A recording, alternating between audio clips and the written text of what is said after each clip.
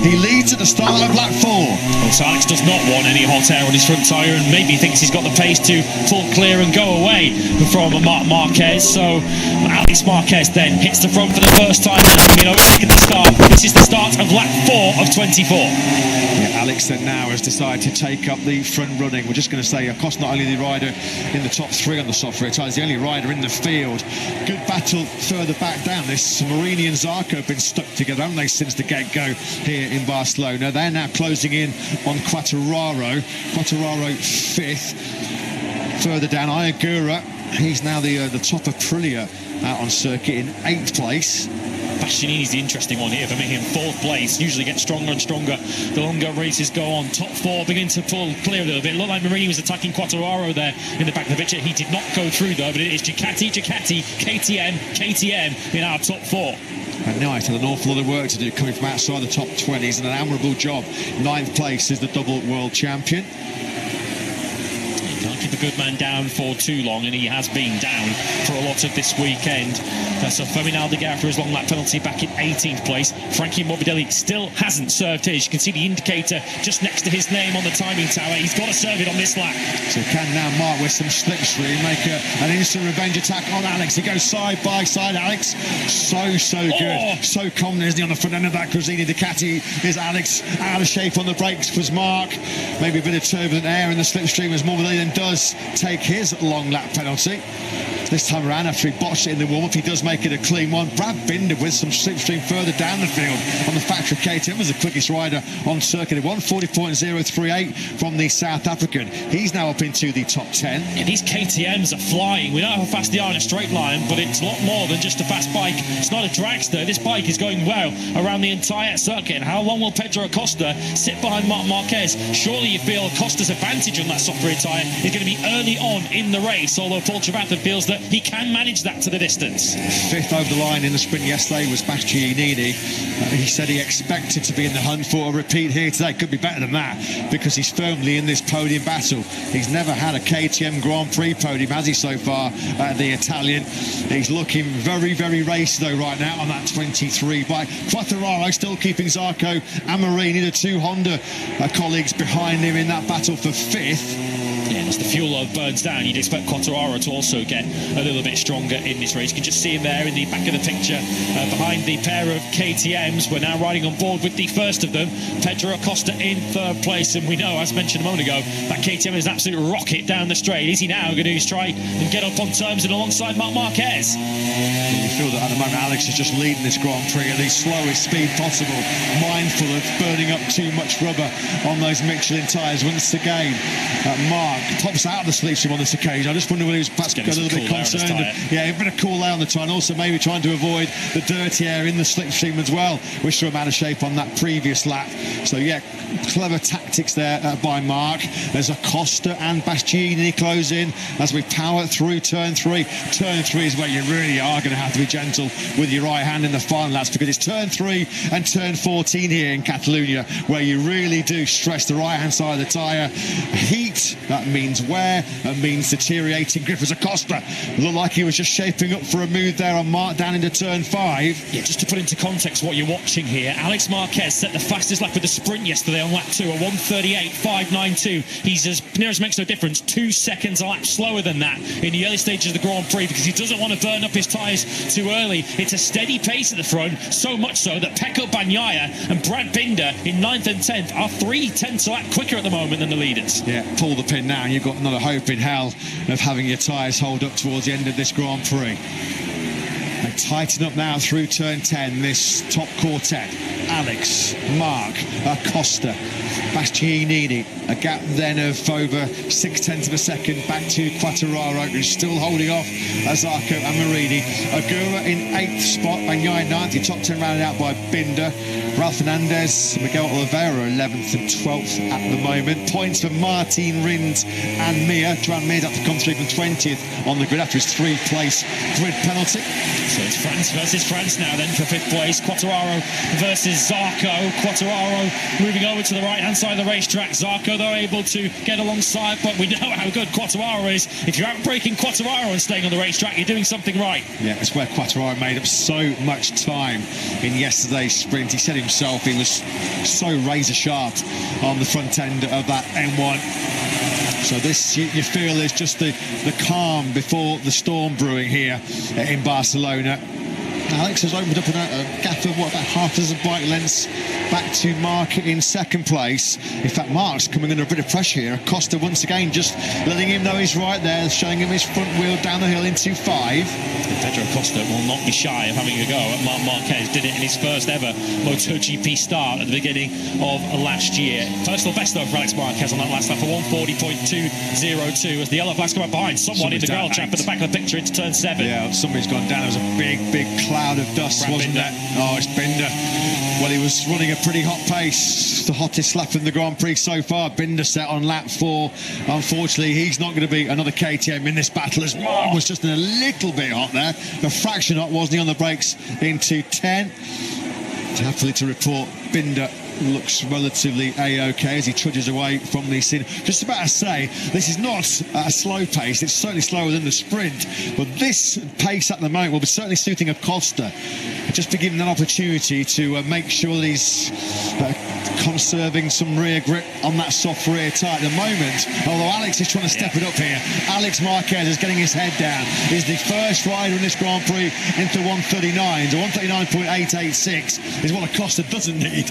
Oh, Bastianini was sideways there. I thought he might run into the back of his fellow KTM colleague Pedro Acosta, not teammates of course, even though they are on identical bikes. And that injection of pace from Alex Marquez has dropped Quartararo in 5th place. He lost 3/4 of a second. He said yesterday there was Brad Binder's crash. That was a nasty one. Couple of real heavy barrel rolls through the gravel trap there for Binder. He's really frustrated. That's another top 6 opportunity slipping through the grasp of the South African. Quartararo, no further action taken after reviewing the Morbidelli-Bezzecchi incident. We always felt that was going to be declared a racing incident. Not really sure what Morbidelli could have done to avoided his involvement in what was going to be potentially another controversial talking point involving Frankie. Yeah, you can't just wait around on the outside of the corner in case someone's up the inside. I think Frankie was more than within his rights to tip it into turn 1 from where he was. Here is the spirited Pecco Bagnaia then, who is now in 8th place. He's just passed Agura on this lap, so potentially salvaging something from what has been a rotten weekend at this point. He could potentially get himself as high as the top 5 before the end of this. Johan Zarco is finding out how difficult it is to pass Fabio Quartararo on the brakes. How good is Quartararo stopping that M1? Absolutely awesome. The 2 factory KTMs then of Acosta and Bastianini drop down through turn 13.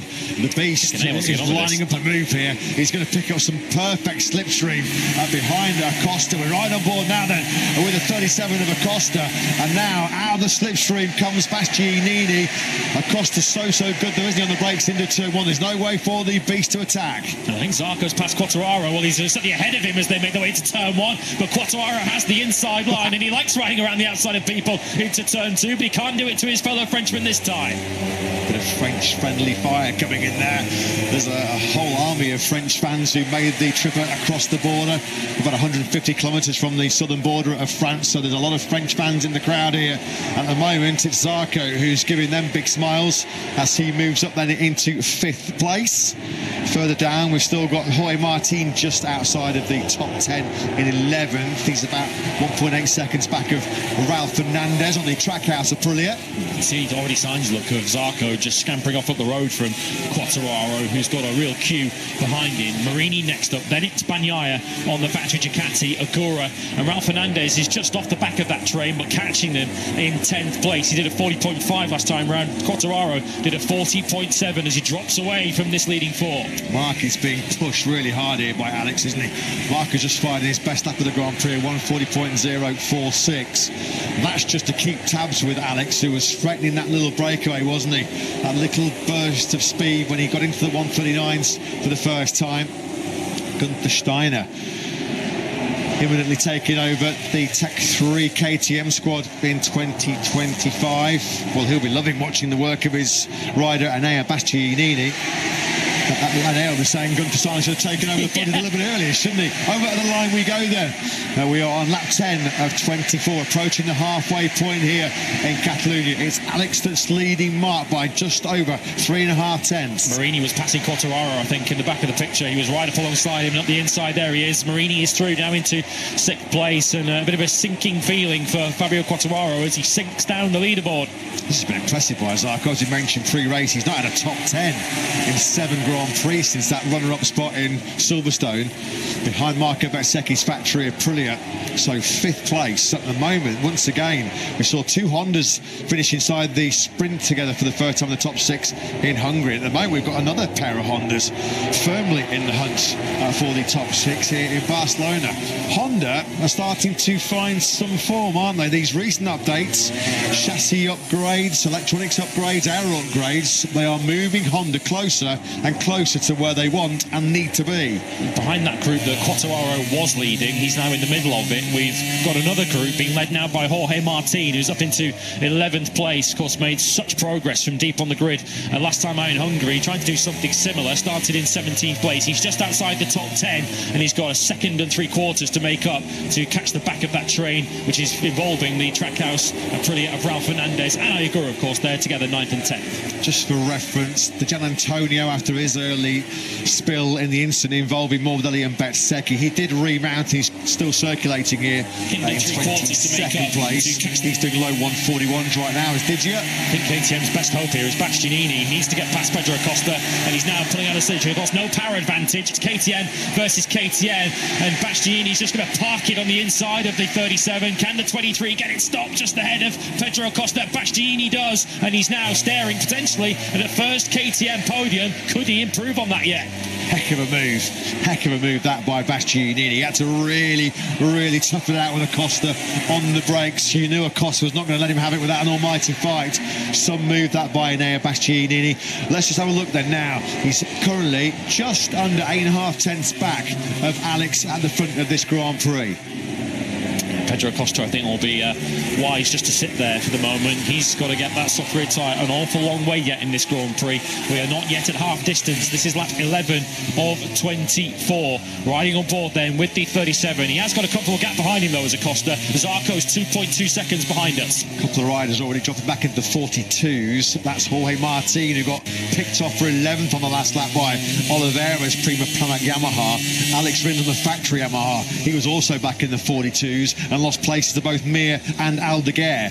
Oh, Acosta in hot there into turn 10. Such a tricky corner to get right as the yellow flags come out once again. It's no one in the top 4 who has gone down. You can see the Marquez brothers. It's Johan Zarco who's gone down at turn 10 out of 5th place. Well, this long barren run without a top 10 in MotoGP continues. It just shows you. You're on a tightrope here, aren't you? A knife edge with grip, front and rear. Zarco's probably going to tell you, I didn't do anything wrong, I didn't do anything different to any other lap in this Catalan Grand Prix, but he's biting the dust at turn 10. Yet another victim of that treacherous turn 10 here in Catalonia. Zarco jumps off and out of 5th. So even with the overtake on Pedro Acosta, and he certainly wasn't on the optimal line into turn 1 on the inside, Bastianini still matched the Marquez brothers up ahead of him. All of the top 3 did 140.2s. Really interested to see what Bastianini can do now that he's clear of Acosta. Can he close down on the Marquez brothers up ahead of him? Look at this. As we said, it was a heck of a move. One hell of a move that by Bastianini. Look how hard he was grabbing the front brake on that KTM. Rear wheel was a good, half a foot in the air. That's how hard Acosta was making him work. Yeah, Gunther Steiner. That was our expression in the commentary box here, Gunther. Don't worry. Loving the work of his new Italian rider, isn't he? Is Mr. Steiner. Now, what can Enea then do now about Mark and Alex ahead of him? Yeah, if he gets the message, Marc Marquez, that it's now 23 behind him, he will be thinking what we're thinking. That rider right behind me is so good on his tyres late in a Grand Prix. Alex Marquez still holding that sort of pace. It's clearly a pace he's comfortable running in the low 140s. 40.2 as mentioned for each of the top 3. How long can Bastianini keep the Marquez brothers on the edge of their seats? That knows. That was a rather frustrated Johan Zarco, just briefly obstructing our camera view there as he trudged away from the gravel trap at turn 10. So it's kind of been as you were, really, that gap between Alex and Mark. As we're about to tip into the second half of this Grand Prix here. We're on to now lap 13 of 24. The gap is just over half a second. The beast, Anea, he is coming. A 140.1. That last lap was 10th and a half quicker than Alex and Mark directly ahead of him. He is the fastest rider on track at the moment, isn't he? Bastianini. Luca Marini's doing good lap times too behind this group in fifth. He's now best part of a second clear of Fabio Quartararo. Remember, Marini, of course, took a pair of top fives last weekend. He's on for another top five here. Yeah, Bastianini will feel like he's owed a big result by this Barcelona circuit. Torrid times in 2023 and 2024 for Anea here in Catalonia. Of course, he instigated all the first corner chaos a couple of years ago when he cleaned out Alex, he cleaned out the Gian Antonio, Zarco and Bez. This was Alex's early move then on Mark. This is all happening. We're decelerating down from nearly 350 kilometres an hour to under 100 Ks. Scrubbing off so much speed in just over 6 seconds, I believe, the data provided by Brembo. That's a tough move to make, and Alex made it look so easy. Anything but easy was that move that Alex made there. While you're watching that, Fabio Gianantonio was pitted, by the way. He has now retired. He was running at the back of the field in 21st place. There he is. Of course, his Grand Prix essentially over when he crashed at turn 1 on lap 2. Yeah, he was on the sprint podium in Hungary, and then, of course, had all the pre-race technical drama, and it went horribly wrong for him on the Sunday.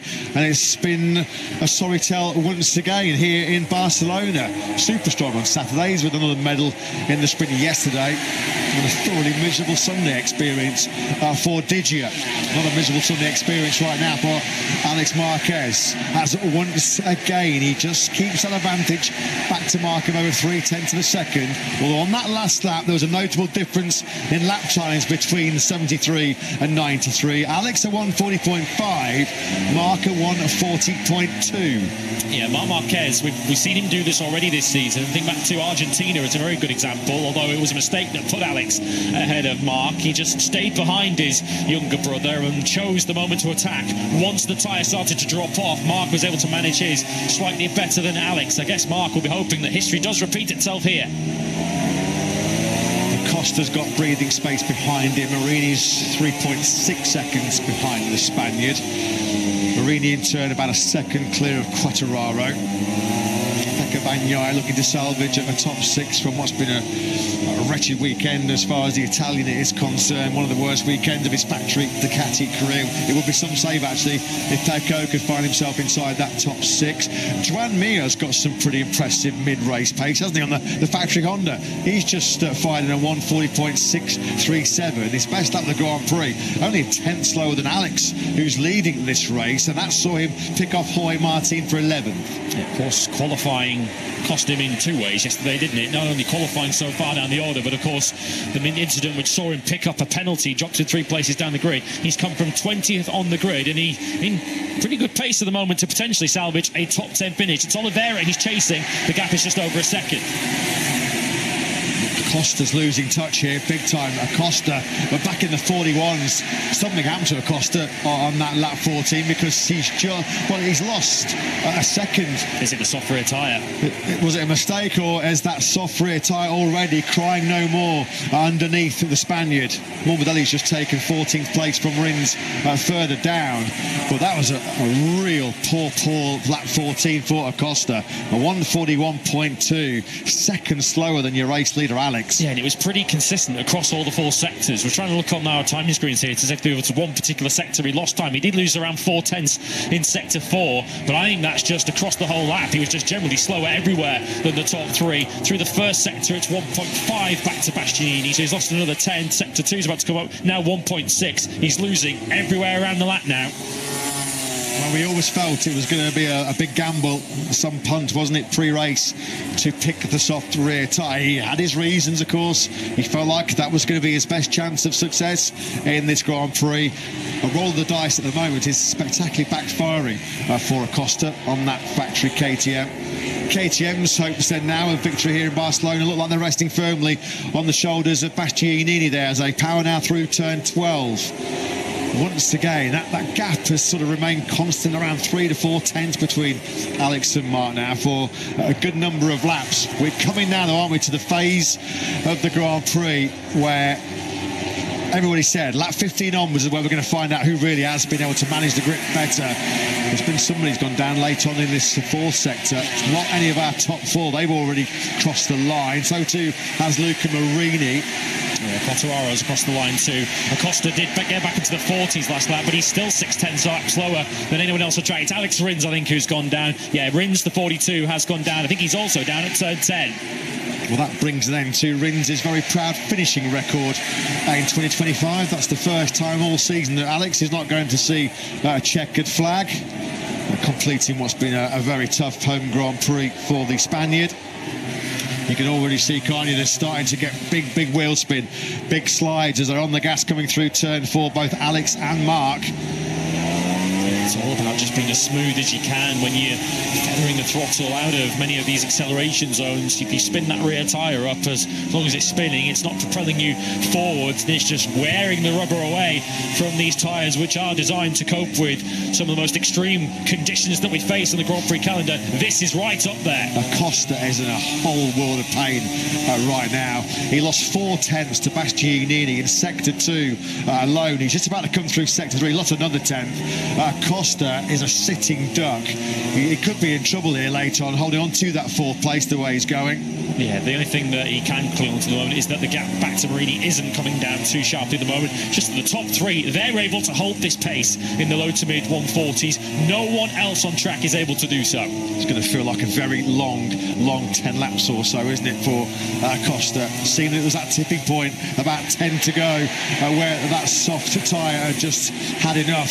There is Acosta in the middle of your picture right now, who's just faded massively out of contention in this battle at the front. Now then, that gap for the first time in an awful long time is down to under 3 tenths of a second. We're coming to the phase of this Grand Prix where we know Mark is the master. We know how good he is on worn rubber.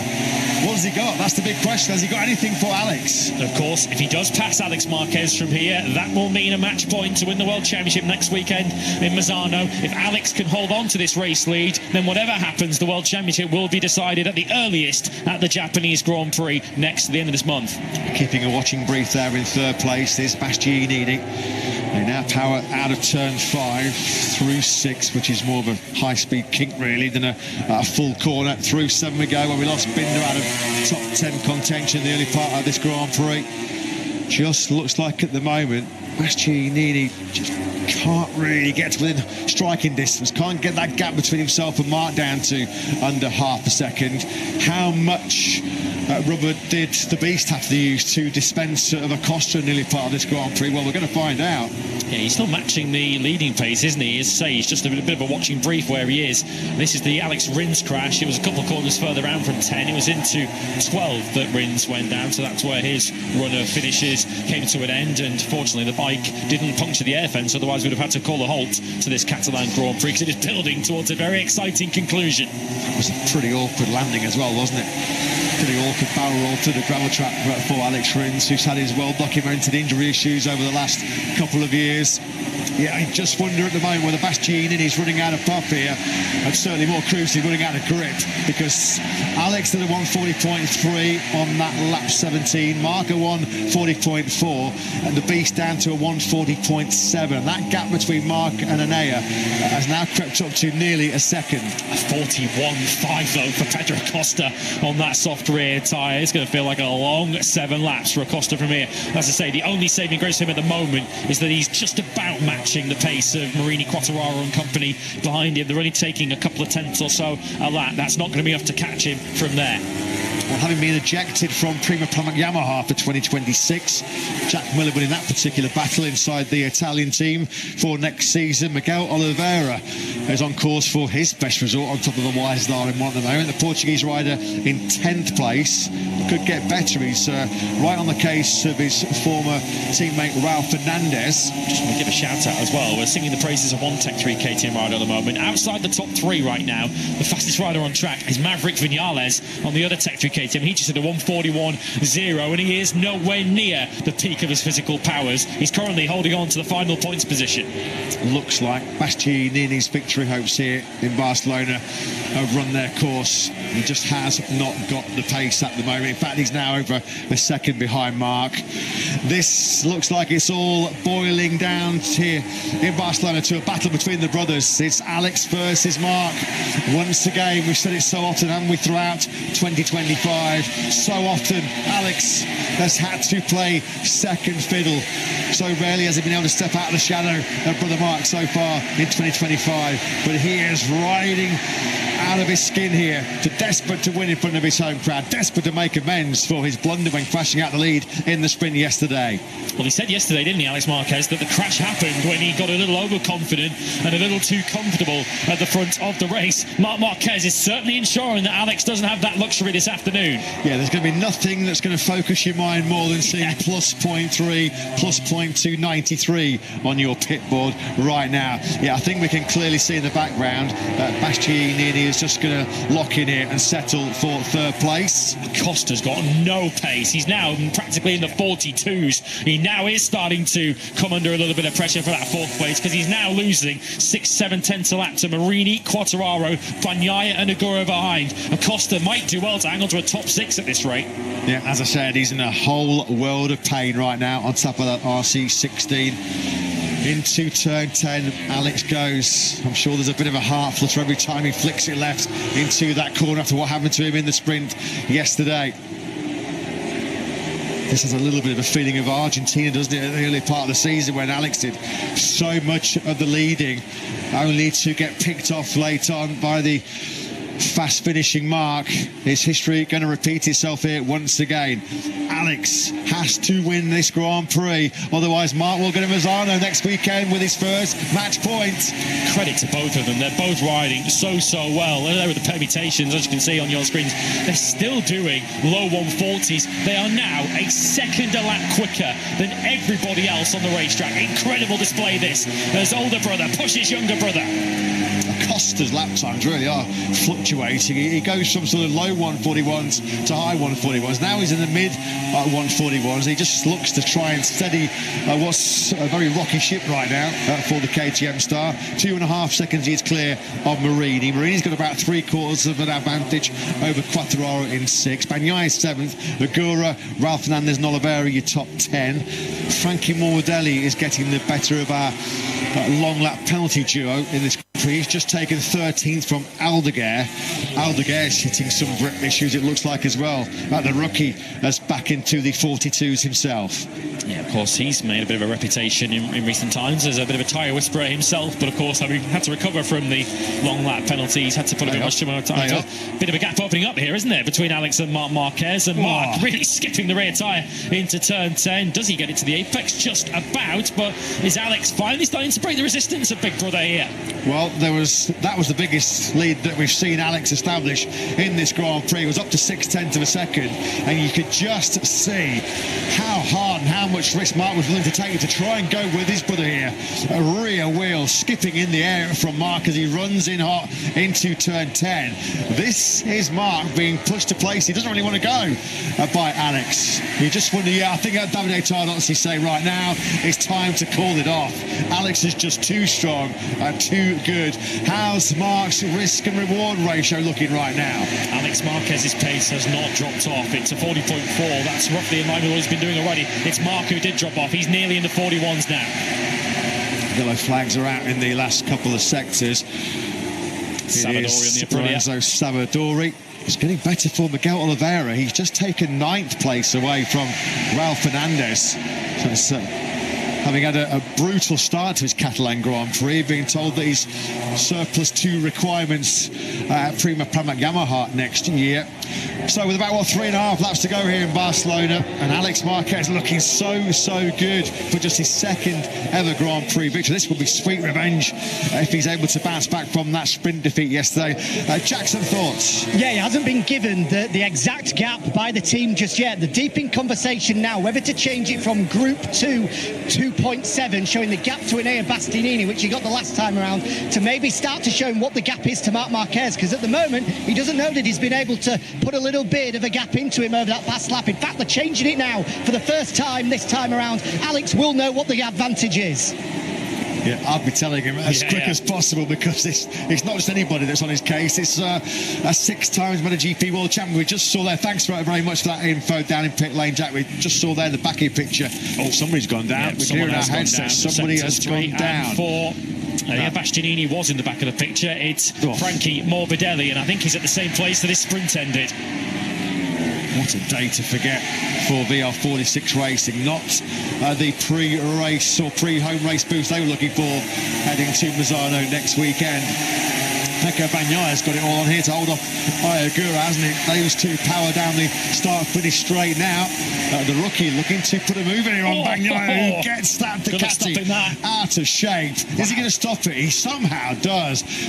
Well, that's his issues all season, encapsulated in one image. And Ayagura very nearly had 7th place on a plate. Bagnaia, this is some spirited recovery for all the problems he's had this weekend. Give him credit. He hasn't given up. He's knuckled down, and at the moment he's on course for 7th from 21st on the grid. Yeah, we're just saying Bastianini, as he powered through turn 9, had a good long look over his shoulder just to make sure that he was well clear of Acosta. Well, turn 10 has not been too kind to Frankie Morbidelli, has it, this weekend? It was right there in the sprint yesterday, where he went careering into the back of Jorge Martin's factory Aprilia. So Bagnaia just about fending off this late charge from Moto2 world champion Ayagura. Acosta still in those 142s. He can't get out the 42s now. Can Acosta? He is just desperate to see that checkered flag. Yes, it's 1.8 seconds, or he was at the start of the lap anyway, over Luca Marini, who is leading that group towards the 37 KTM. Alex Marquez's lead, 0.9 of a second through the 3rd sector. 2 more laps to go when he crosses the line in a couple of corners time. And after what happened to him yesterday, doesn't matter what gap he's told that he's got over Marc Marquez, he's just going to push like crazy until he sees a checkered flag. It looks like he's got this one covered off. It looks like he's nailed it. Alex, for the first time in this Grand Prix, leads by a second with just 2 laps remaining. Mark now back in the 141s. Unbelievable pace this by Alex. He's still keeping himself in those 140s, and surely now he's broken Mark. Quartararo looking to attack Marini here as Ayagura is launching up the inside of Pecco Bagnaia, the Moto2 world champion, attacking of course a 2-time MotoGP world champion, and the rookie goes through into 7th place as Quartararo is kept at bay by Marini. That's for 5th and 6th. It's a cracking ride, isn't it, by Ayagura? Saw him in the point scoring places in the sprint yesterday for the first time since Qatar. And this will be a massive boost of confidence for Ayagura. Over the last couple of months or so, has really beaten himself up on that track out of Aprilia. Fully fit, and now getting some confidence back as Quartararo sends it on the inside of Marini down the hill into turn 5. Textbook move, that one from Quartararo. He's back into P5. Yeah, I think that's a move he had to make, because Ayagura could have the pair of them yet in the final lap and a half. Look how quickly he's latched himself onto the back of the Yamaha-Honda battle. So we've got Yamaha, Honda, Aprilia, Ducati all in your picture. 5th, 6th, 7th and 8th. It's quite dramatic how fast and rapid Bastianini faded out of contention in this victory battle. He at the moment is now almost 4 seconds behind Mark, nearly 5 seconds behind Alex, who tips into turn 13 on the Gresini Ducati. Surely he can't let this one slip through his grasp as he now starts the final lap here. His home crowd are on their feet. He's going to get a raucous reception. 4.6 kilometres standing between Alex Marquez and one of the best days of his Grand Prix career. A Moto3 world champion, a Moto2 world champion, but winning in his backyard here in Barcelona, this will be something special. Well, of course, winning at his home Grand Prix in Jerez earlier on in the year, the Spanish Grand Prix was special, but he is from very nearby here in Severa, so a victory at the Catalan Grand Prix will be extra sweet for Alex Marquez, and banishing the demons of what happened to him yesterday. We won't count our chickens yet. Alex Marquez certainly won't be. Just what's going through Alex's mind. I wonder what's going to go through his mind when he comes into turn 10 on this final lap. He has ridden one of the races of his career, one of the races of his life. He's withstood all of the pressure that's been thrown at him from Mark, from Bastianini, from Acosta very early on. And this is going to be a phenomenal victory. Yet Mark's had enough. He pushed, he shoved, but he couldn't put the pressure enough on Alex. Through turn 10 we go. Lightning surely won't strike twice. Is he going to make it safely through? Of course he is. And now he can cruise to a dream home success. Well, it's been a proud streak for Marc Marquez, but I think if there's anyone that he'd be quite happy to lose that winning streak to, it would be his younger brother. He is just 2 corners away. Marc Marquez is going to taste defeat in MotoGP for the first time since May the 25th. It's been some incredible winning run, but it's going to be ended by his brother. It has been a brilliant bounce back in Barcelona for Alex Marquez, who takes the victory here in the Catalonia Grand Prix. He wins by nearly 1.8 seconds ahead of brother Marc. It's a brilliant first KTM Grand Prix podium for Enea Bastianini. Pedro Acosta, mighty relieved to see the checker flag. Having gambled on that soft rear tyre, he does hold on for 4th place. Quartararo an excellent 5th. Agura does hold off Bagnaia for 7th place. Bagnaia actually did get through on Marini on that last lap for 7th. Top 10s for Oliveira and Martin. A season best for Oliveira. Points for Fernandez, Mir, Viñales, Miller and Aldeguer. So there you go. The Prosecco is on ice until we go on our overseas travels to Motegi in Japan. Marc Marquez then now, having been defeated for the first time since the British Grand Prix at Silverstone, can now no longer clinch that 7th MotoGP World title in Misano next weekend. I don't think he's going to have to wait too much longer. But once again, this is going to be such a special moment for the Marquez brothers. On a podium together, a first and second in their backyard here in Barcelona. It does not get any better than this. Fully deserved from Alex Marquez. Was going to win the sprint yesterday before he had crashed. Marc Marquez had already accepted, you were the better brother today, and Alex Marquez was the better brother on Grand Prix Sunday as well. They were in a different league to the rest. Bastianini pushed them for half the race, couldn't push them for the entirety of it, and Alex Marquez keeps his fate championship hopes alive, mathematically at least, and certainly puts a big distance between himself and Pecco Bagnaia now for second in the championship. The Marquez brothers championship 1-2 certainly draws closer now. What a day. He has shown great class and great character, hasn't he, above anything else, Alex Marquez, to put behind the disappointment of crashing out of a comfortable lead in yesterday's sprints. Congratulations from Gigi Dall'Igna to the Gresini Ducati camp. Real good ride that as well by Bastianini. He's buried some Barcelona demons here today after a pretty fraught experience here over the last couple of years. At one stage we actually thought, given his prowess at managing rear grip, that the beast might have something late on for the Marquezes. Not so, as Alex returns to the top step of the podium. Just his second ever MotoGP pole position secured yesterday, and just his second win in the Premier Class secured here today. He comes through turn 10. Well, he's quickly banished the bad memories of what happened yesterday. He's on the outside of turn 10 right now. What's he going to do? Yeah. We're going to see some Pecco Bagnaia style gestures last year. He was rolling through the gravel trap yesterday in anger. This time it is in pure delight. Absolutely love that. Brilliant. Great stuff, Alex. Let's go and hear the thoughts of a jubilant team boss, Michele Bassini. Michele, we're just seeing Alex rolling through the gravel trap. It was heartache yesterday. It's delight today. Just how proud of you, Aaron? Yeah, really proud because, it will be not easy to find again the focus to manage a race like that, like we did today. So I think that the master class today was there. Congratulations. Many thanks. It was indeed a Marquez masterclass in Montmello, but it came from Alex, and that is not a shock. That is not a surprise at all. Will be frustrating Alex a little bit, taking the minutest bit of gloss off his weekend. It should have really been a pole, sprint and Grand Prix treble. Take nothing away from him though, because he has been superb, absolutely brilliant. Well, last year we saw Mark conduct this celebration when he was out at Gresini at Ducati in 2024. This time around, the brothers get to celebrate together.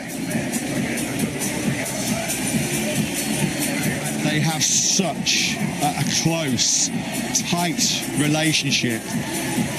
They're there for each other through the ups, through the downs, through thick and thin.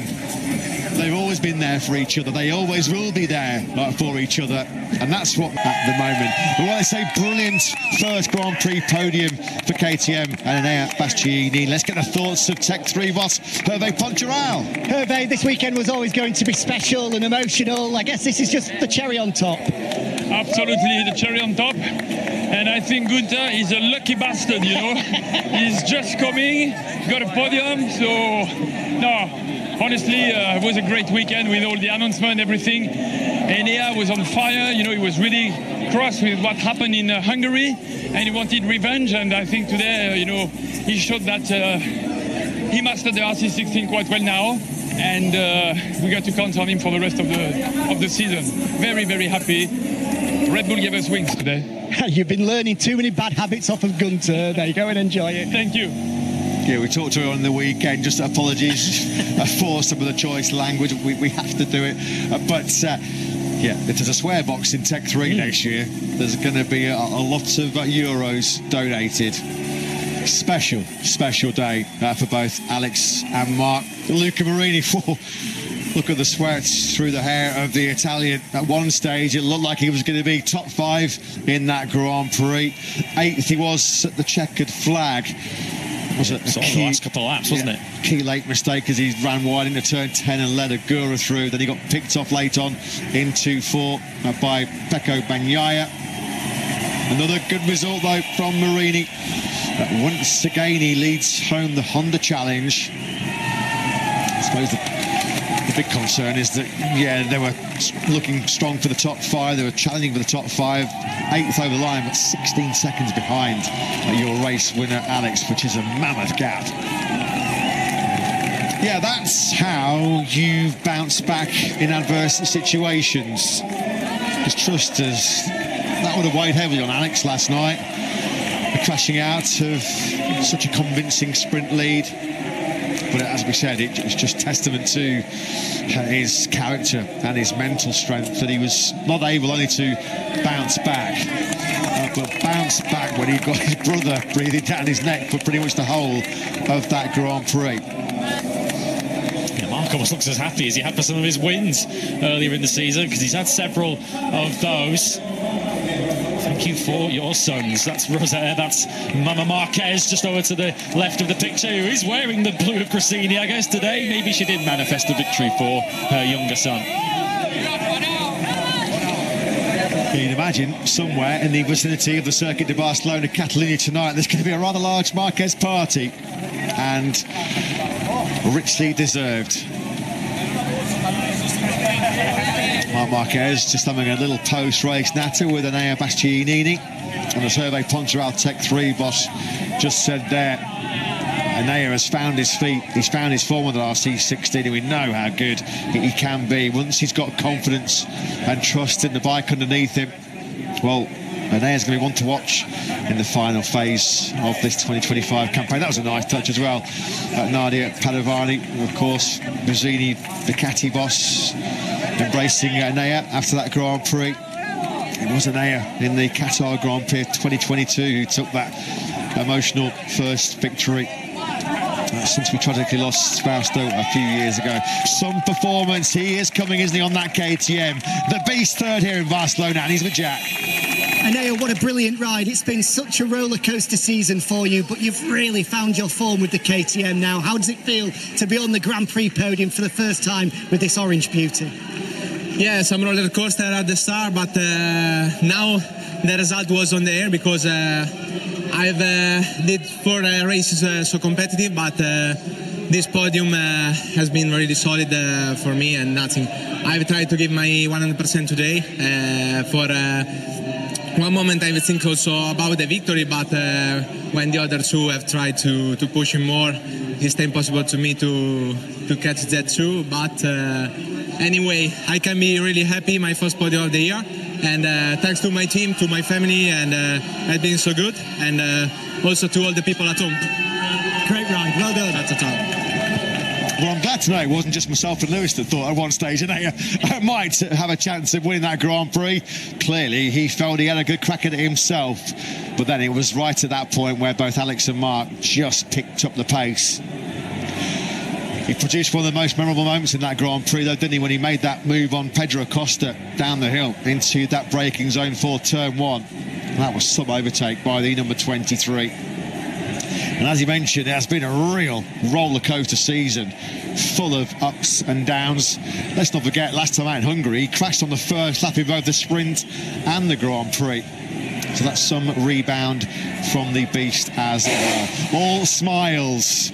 Well, he's a bit of a lucky charm already, isn't he? The new Tech 3 boss, the new Tech 3 owner, Gunther Steiner. Yeah, a lucky beep, shall we say, as far as the Tech 3 squad are concerned. Carlos Puyol, Spanish and Barcelona footballing legend and icon, coming to congratulate both Mark and Alex. Well, you know how famous Carlos Puyol is because Mark wants a photo with him. That's a great scene down in Parc Ferme. Sporting royalty in this part of the world. Well, so many fans, famous or not, came to see, and Alex, Mark 1-2 or vice versa. Well, they weren't short-changed, were they?